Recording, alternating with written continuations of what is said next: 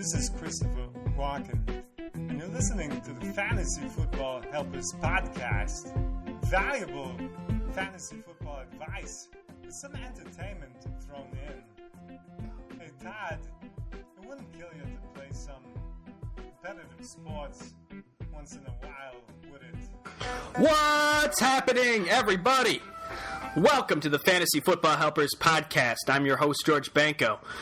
Getting over a cold, so forgive me if I sound a little bit sluggish from time to time, but welcome to the podcast. And as always, guys, on Reddit, you guys were phenomenal this week with your comments on some of the articles we posted. We really appreciate the feedback. I know Reddit, it's about contributing to the community and all that jazz, and we definitely do that, but we also just love to get our content out there and get feedback from you guys. Even if your comments are very smart alecky, we still appreciate it. And obviously Facebook, Twitter, the whole gamut, everything we've done. I see Casey, the guy who is currently joining me on this podcast, as always. He recently joined Twitter. Did you not, Casey? I did, and Twitter's the hottest thing out there, so I'm going to have to get more active and even change my current egg photo to something that resembles me a little bit. Yeah, we need to see your face, man. I mean, people can't be taking fantasy advice from something that's not alive yet. That's the big thing. Yeah, if I saw an egg, I would just go to the next page, too. So let me, tomorrow you won't be seeing an egg. Yes, absolutely. Now let's not make this real confusing. All right, well, last week we talked a little bit about the coaches and the changes that were made with, I think we talked about some Kyle Shanahan and obviously the big hiring in Denver, Gary Kubiak. So we're here to continue the big coaching, the revolving door of coaches. And the other day we had a good hire. And not a good hire. I mean, that's debatable. But the 49ers hiring Jeep Kriest, as I'm calling him. I don't know if that's the correct word to describe him. I was just telling Casey, his name sounds kind of like a swear word when you don't want to say the actual word. So, Jeep Kriest, that's who I'm calling him. What are you calling him, Casey? I got Jeep Christ. And Jeep is Christ. What are the 49ers doing? Well, maybe if it's a hard G, like a girl, like Geep Kriest. Maybe I could go that route, and you could call him Jeep Christ, and we could balance it out there. That way, we're going to be hearing plenty of Jeep is Christ. I could tell it. I could tell already. You are absolutely right. All right, well, let's start off the podcast talking a little bit about the first guy we wanted to get to, and that is Dirk Koetter, Mr. Koetter. He's been recently hired to become the offensive coordinator of the Tampa Bay Buccaneers.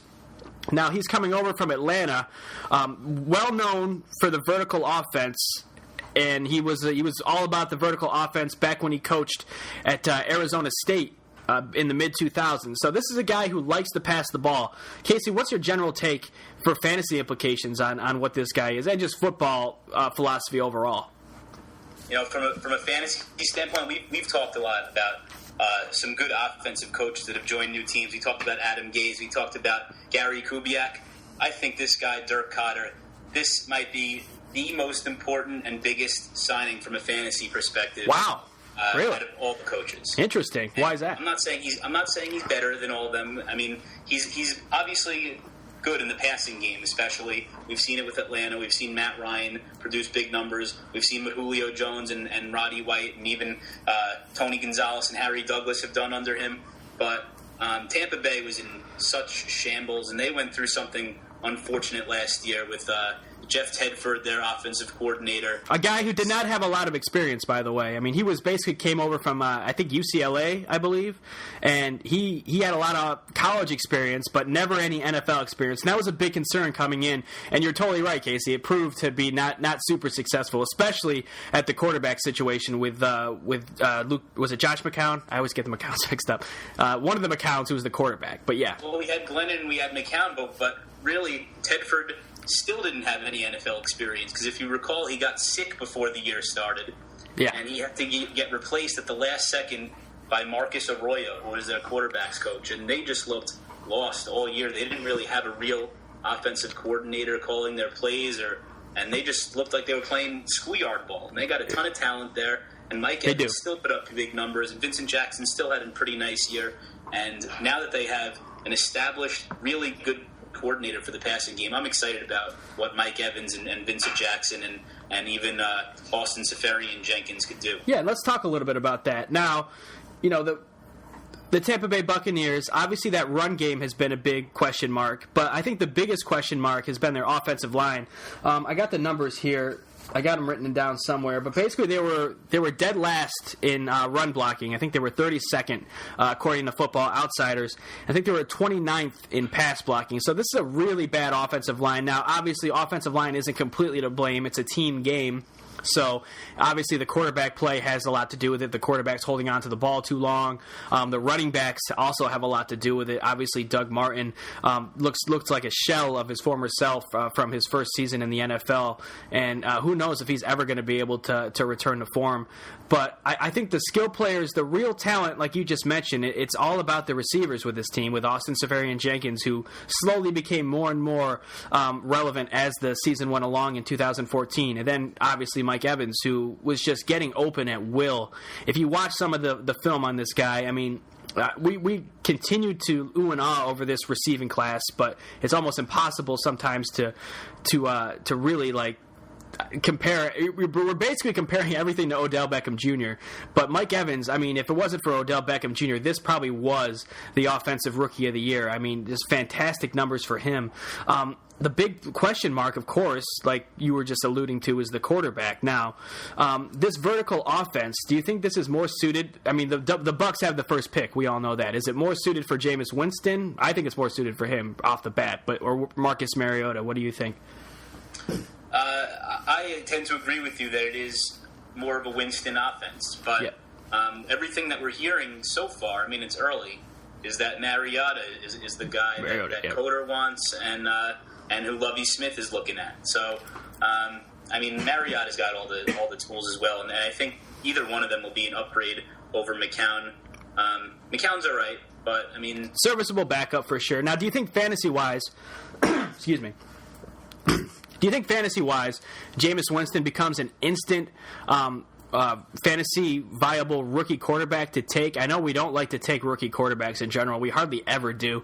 Even Andrew Luck as a rookie had suspect spots. But do you think Jameis Winston, with that kind of talent at receiver, would he be a fantasy relevant guy in his rookie year?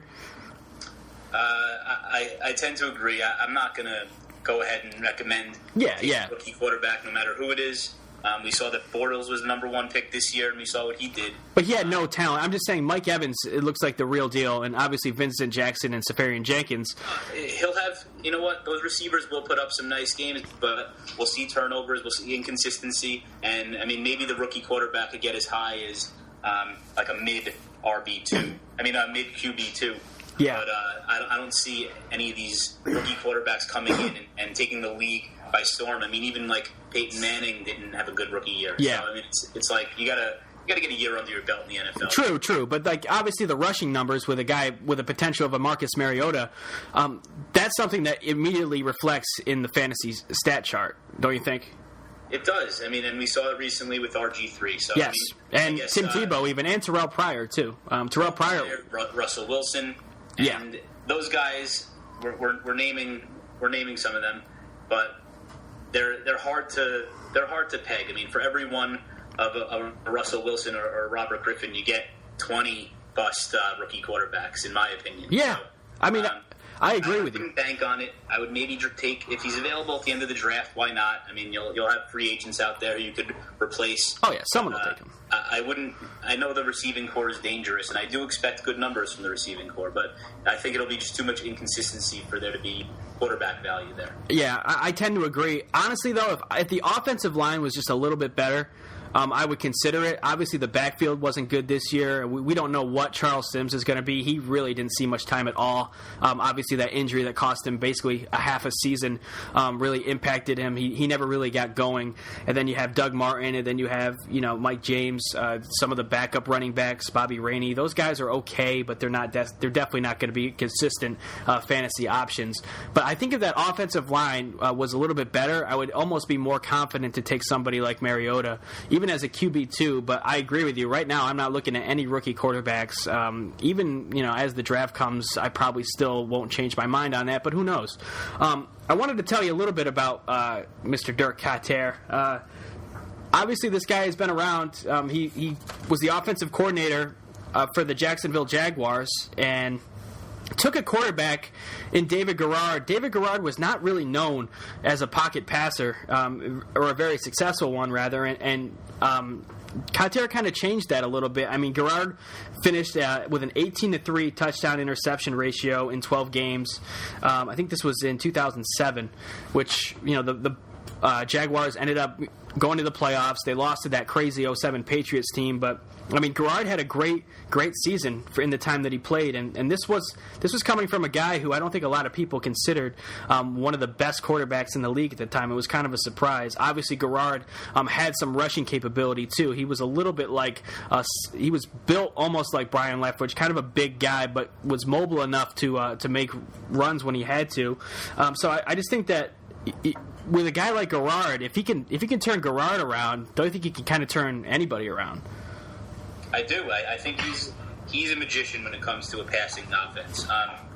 He ranked last 3 years. His passing offense is ranked 5th, 6th, and 7th in the league. There's nothing bad to say from a passing perspective. I wanted to talk about the running game a little bit, though. Okay, let me just give you one thing. Charles Sims, Doug Martin, his days seem to be numbered there, from what I'm looking at. Yeah. But from a rushing perspective, it's a little concerning under Koetter.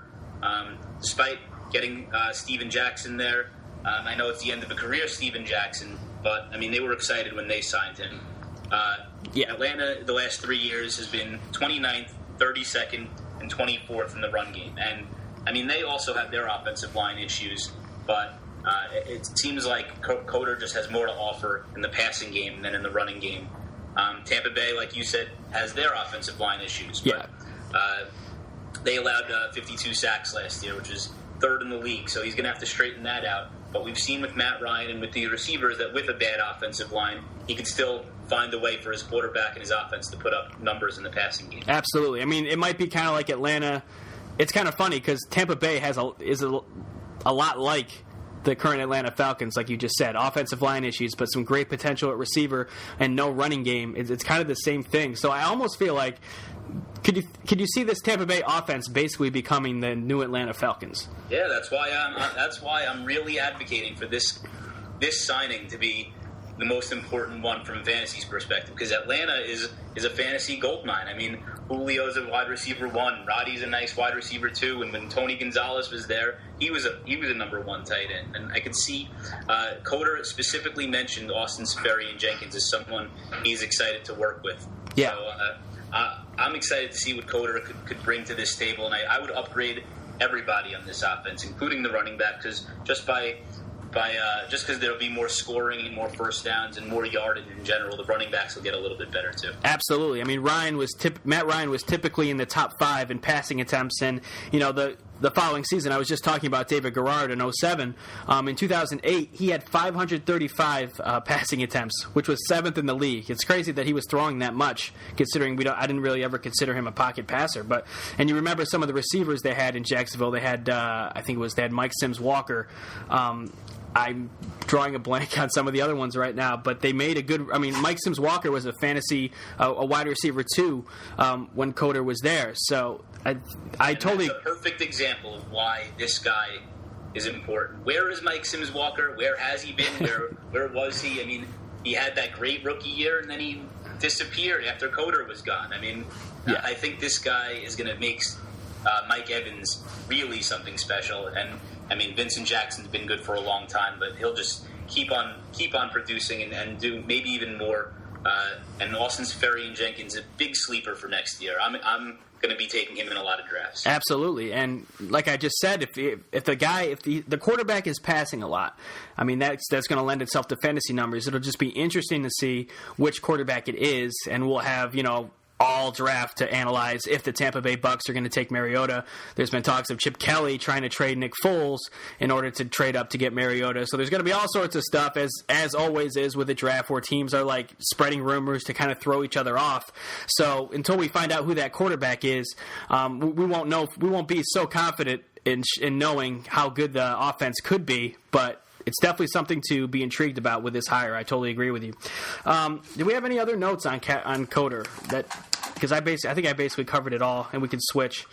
Yeah, I think that covers it. Yeah, it basically covers it. In short, get excited about Koetter because I agree with you. That receiving core is money, and it's going to be really fun to watch. Now, let's switch over to the San Francisco 49ers.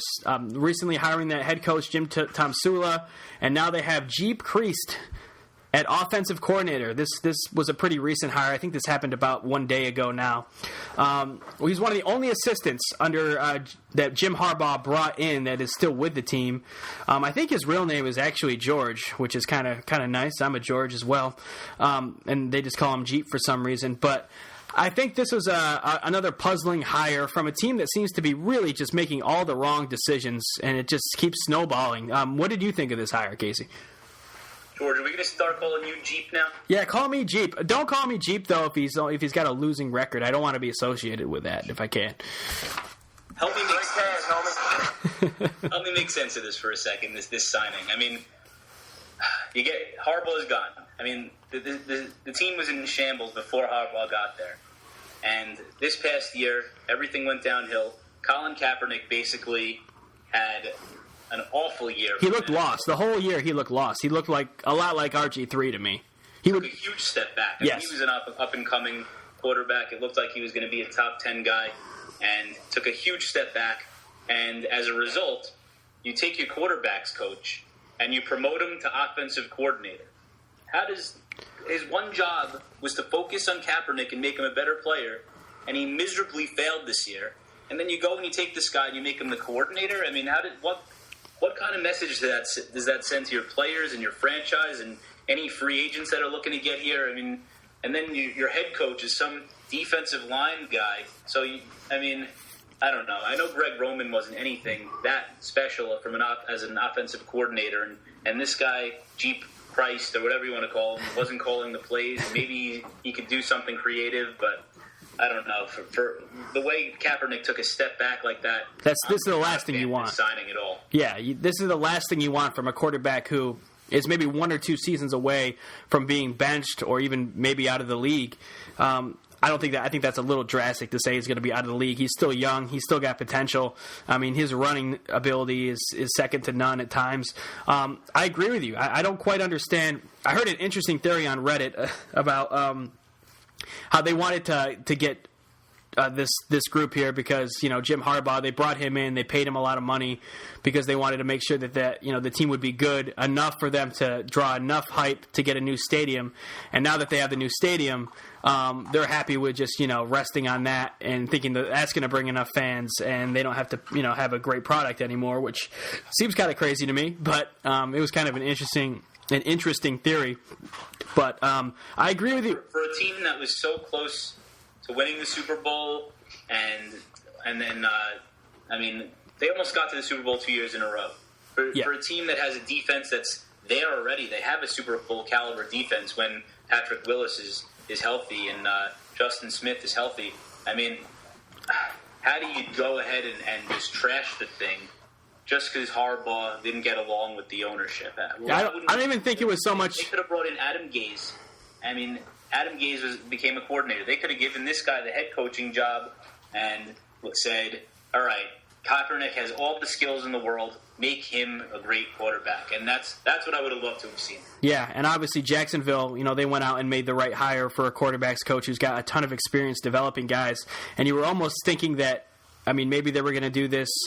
They did it in Washington, too, with I think they hired Canova, who has some experience. That's not as good a hire as the Jacksonville hire for Bortles, but yeah, you figured they were gonna do it. There's one thing it's one thing to promote from within, which you're definitely in favor of, but it's another thing to take a guy who had no success as a quarterbacks coach, developing Kaepernick and making him the offensive coordinator. I don't think anybody knows this for sure, but there was a lot of people saying that at times Kriest was the guy who was calling the 2-minute offense. So, and we saw, how that kind of didn't really kind of fizzled out for San Francisco. So it's not on paper right now. It doesn't look like a good hire. Obviously nobody knows for sure, but I think you have to downgrade. I mean, we already had the 49ers, basically, the whole offense, aside from maybe Frank Gore, and that was being generous as, fantasy caliber players. I mean, Anquan Bolden was a wide receiver 3, I guess you could say, because he was the one kind of consistent rock in that offense. But then Michael Crabtree, a huge bust this year, and Vernon Davis, probably the biggest bust at the tight end spot. And I think you have to downgrade those guys considerably, even more so because of this hire, and obviously because Frank Gore is looking more and more like he's maybe on his way out, or maybe ready to take a more of a committee style role after being the workhorse for so long. I mean, they got Carlos Hyde there, so it's definitely something that doesn't look very good right now for San Francisco. Would you put any? Sorry, would you put any? Would you upgrade anybody right now for San Francisco on the offense for fantasy purposes? Well, I think we're going to be seeing a lot of new things from San Fran. I think that Frank Gore is a free agent, and I don't see him coming back unless he just wants to finish his career there. I could see him coming back. I mean, I don't think a lot of teams would be hot on the market for him. You never know. I just see like the Raiders going after him. And the Raiders, yes. Or something, I said teams that have a semblance of a idea of how to run a team. No offense, Oakland. Don't. You'll see one of those teams pick up Frank Gore. I guess so. Yeah, I guess so for sure. So I could see Carlos Hyde having a nice role. And me too. Thing for himself. There's definitely this offensive line is still good. I mean, they're not as good as they were a couple years ago, but this is still a talented line that can open up holes in the run game. It's just sad to see because there is talent on this offense. I mean, Michael Crabtree has 1,000-yard potential in him at times. And I think maybe it's just more of a confidence thing with him. And then obviously Vernon Davis was hurt a lot this year, so you hope that he'll come back more healthy in 2015. So it's not like this offense is terrible. George Crabtree is he's done. He's gone. He is? He's a free agent. They don't want him. He doesn't want it, and he's gone. Okay. You can check me on that, but I just read something today saying upgrade Stevie Johnson because Crabtree is done. Wow. Dad. Maybe Steve Johnson gets a little bit of his magic back from Buffalo and becomes wide receiver 3 or that type of guy. Unless I don't know who else they're going to sign or draft or what, but right now it's him and Bolden who are very similar to each other, and that's all they have right now. And I don't know. Similar in terms of value, like not style of play. You mean like fantasy value type? Well, at this point, the way they played last year, at least, they're both possession guys right now. I mean, they're both 10 yards, and they're picking up first downs on third down. And Bolton did it a little bit more than Steve Johnson did. He wasn't really involved all that much. But Steve Johnson didn't look like he did in his Buffalo days. Maybe they'll open things up for him now with taking Crabtree's place. That's a good point. And I agree with you. I think Carlos Hyde is probably the one guy you really got to watch for in San Francisco, just with that line. And it'll be interesting to see what this Kreese guy is up to. I really don't know much about his background. I know we mentioned that he was the offensive I noted that he was offensive coordinator for the Chargers in 1990, but other than that, I mean, this guy is kind of an unknown to me. But yeah, I think the San Francisco fans and NFL fans and every fan there is he's unknown to everybody. So yeah, he's going to have people criticizing him before he does anything. So I don't know. I think this is going to be another rough stretch. San Francisco after the Montana, Steve Young, and then Jeff Garcia and Terrell Owens days, they went through a really rough stretch from 2005 to 2010. I think they're headed right back over there. It's crazy. I mean, this team was at one point, a Super Bowl contender, and they went to the Super Bowl just 2 years ago, and now you're right. They could be like a top 5 worst team. And it's not good in that division in the NFC West, because every team is basically trending upward. You got the Rams, who are maybe a quarterback away now. That defense is playing much better. Arizona had a fantastic season. I think they're looking up. They're about to get rid of Larry Fitzgerald, it looks like, but that might cost them some leadership. But this is a team with a good defense and just a really good coach in Bruce Arians, who seems to be able to get the most out of teams. And obviously you got the Seattle Seahawks, of course, who are still going to be great. So it's not a division you want to take a step back in, because I think the margin for error is really small. Yeah, I mean, if their defense plays as well as it played even last year and in the last few years, they'll win some games. But even this year, they had no business winning as many games as they did. Their offense was brutal. It was. So They would settle for field goals over and over again, and not like they used to when they did it kind of on purpose, when they would run on like 3rd and 9 with Alex Smith because they knew that they could stop everybody. This was Colin Kaepernick needed to score, and they were settling for field goals and turning the ball over and getting sacked over and over again. It was just ugly, and now it's the same coaching staff. I can't believe this is what they did. Yeah, I can't believe it either. And obviously Kaepernick gets a big downgrade from us here, and probably all the receivers too. So I could not see taking Kaepernick, even as a QB2 at this point. Based on what I watched from him on film, the guy just looked very indecisive, and I was just not confident in his ability at all to really read the defense and make the play, unfortunately. And this is this is unfortunate because the guy in Kaepernick was amazing in his first couple seasons. I mean, the guy looked like... I would take a gamble on him. If they let him... He doesn't run, though. Get 5-6 points in the running game at least every game, I would take a shot at him. Really? I've taken a shot at him many times. I guess this is my own reality showing through here, but I haven't had any luck with him, and I think he maybe had 1 or 2 good fantasy-worthy games this year, and it came against some really bad defenses. So he was my downfall. I believed in him. Well, he got off to that pretty good start this year, and I stuck with him all year, and I hate the guy. Yeah, that's the those are the worst types of fantasy quarterbacks. It's kind of like Jay Cutler too. Even though Jay Cutler was in the top 10 in fantasy points, they're kind of like that hot girl with a bad personality. I mean, you're wowed by what they can do on the field, but then it just doesn't translate into fantasy points. And just like the girl with the bad personality, she ruins you from the inside out, and you can't leave her because she's so hot. So I think that these are the worst guys, and I'm just going to ditch Kaepernick this year and not even worry about him. Find myself another one. Yeah, I mean, if it's between him and like an EJ Manuel or something. Oh well, yeah, obviously that. I mean, I don't know. If that's the an easy one. very end, if I'm the last team to draft like a second quarterback or something, then I'll go for a Kaepernick and see what he's got. And I mean, you saw that last game of the year; it was meaningless, and he ran for like 130 yards and 2 touchdowns or something. Yeah, it's true. The rushing numbers are good. Like, where was that all year? Like, why now? Yeah. And well, even he just shows it, and you want to have a piece of it. It's like when Vic used to do it all the time. Yeah. And then you'd pick him up or you'd own him, and then he'd all of a sudden be terrible for the next 5 weeks. Absolutely. Fall into that trap over and over again. It's so tempting. The rushing quarterback is very, very hard to stay off of. I think it's only been really effective in bursts rather than for a full season. Obviously, Michael Vick in 2010 was amazing. RG3, his one rookie season before he got hurt, was really good. Terrell Pryor for like a very short period of time in 2013 wasn't bad. I mean, it comes in spurts. It's not consistent, so I would just never. Wilson figured it out. He did. That's a great point. Russell Wilson is the one guy who's the outlier in this situation, but obviously you can't compare anybody to Russell Wilson because the guy is pretty incredible. So I totally agree with you. He definitely figured it out, but I'm not convinced that anybody else has. So, but all right, guys. Well, thank you guys so much for joining us on this edition of the podcast. We hope we'll be posting this up on YouTube, so you can go check it out on Facebook, Twitter, and all the other outlets. So, Casey, as always, it was great talking to you, and we will talk to you again next week.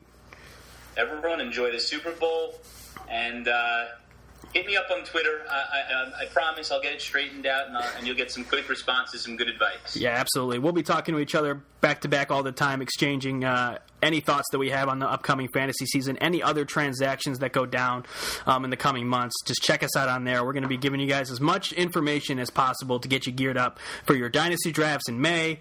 And obviously, the next fantasy season is only about 8 months away, which is crazy. And play some DraftKings. Absolutely. Play some DraftKings. NBA contests, we'll be posting those links. Join our affiliate. Become one of our payroll guys, and we'll love you forever because that just keeps us going. So always, we appreciate it. Casey, we appreciate you, and we will talk to you guys next week. You just listened to the Fantasy Football Helpers podcast. Hope you enjoyed it. Now give me a big bowl of pie with some ice cream on it. Good.